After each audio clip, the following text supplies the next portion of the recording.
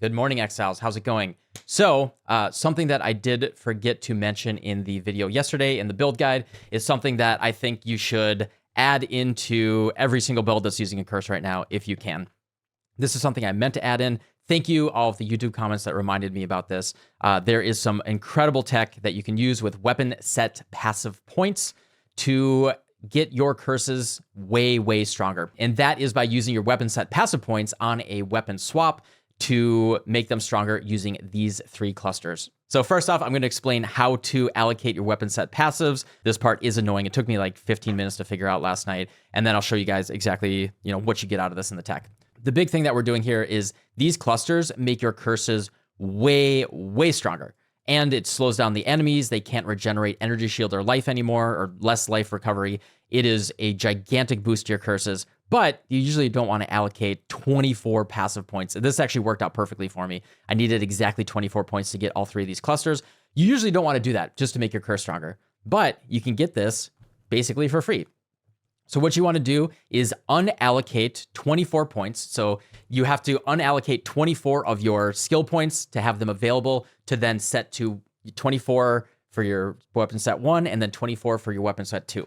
So what I picked is 24 points that were primarily giving me damage or were kind of optional. You generally don't want to do something that is, giving you some resistances, giving you some life, things like recoup right here. I don't want to lose my defensive layers in the weapon swap in case a monster hits me. Unallocate 24 points. And then what you're going to do is for weapon set 1, you want to click this right here, allocate those 24 points back to where you had them, and then pick weapon set 2 and pick these curse nodes. So that's what you want to do. You'll see these red lines right here are weapon set 1, and then the green lines are weapon set 2. This is the actually 5 clusters that you want to go for if you want to separate these into 2 clusters each. Master of Hexes, Lingering Whispers, Impending Doom, Fated End, and Zone of Control. Fun fact, some of these are named after items in Path of Exile 1 or spells in Path of Exile 1. For example, Fated End and Impending Doom. So fun little trivia there.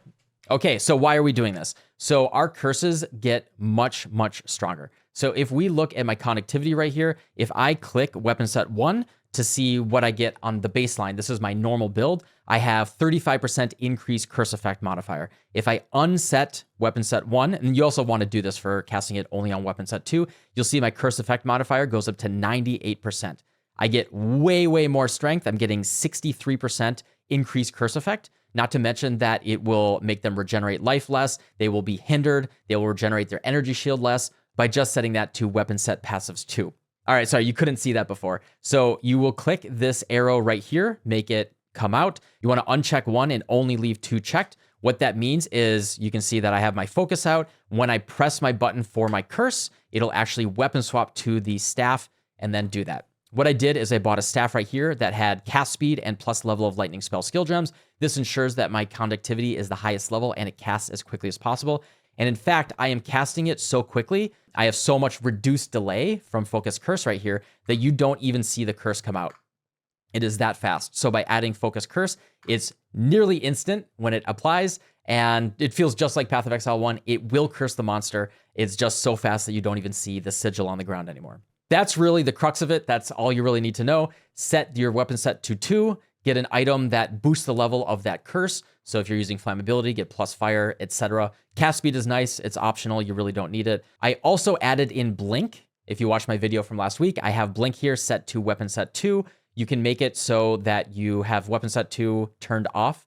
So what you can do is I set my Archmage to only weapon set 1, and I set my blink to only weapon set 2. So what that means is when I press shift, which is my curse button, I can then press spacebar, left click, and then I can roll. My left click is my spark. It'll bring back out my focus. I can get a dodge roll. So you can get some really good mobility here. Shift, spacebar, left click, space, dodge roll. It's a few buttons that you have to jiggle. Pretty cool bonus flexibility. If I'm ever in a tight spot, I can just press shift and space, get out, and I have blink at the touch of a button as well. My conductivity went from, I believe it was minus 47 lightning resistance to negative 69 to negative 70 lightning resist. Very, very nice. Tons more damage, basically for free.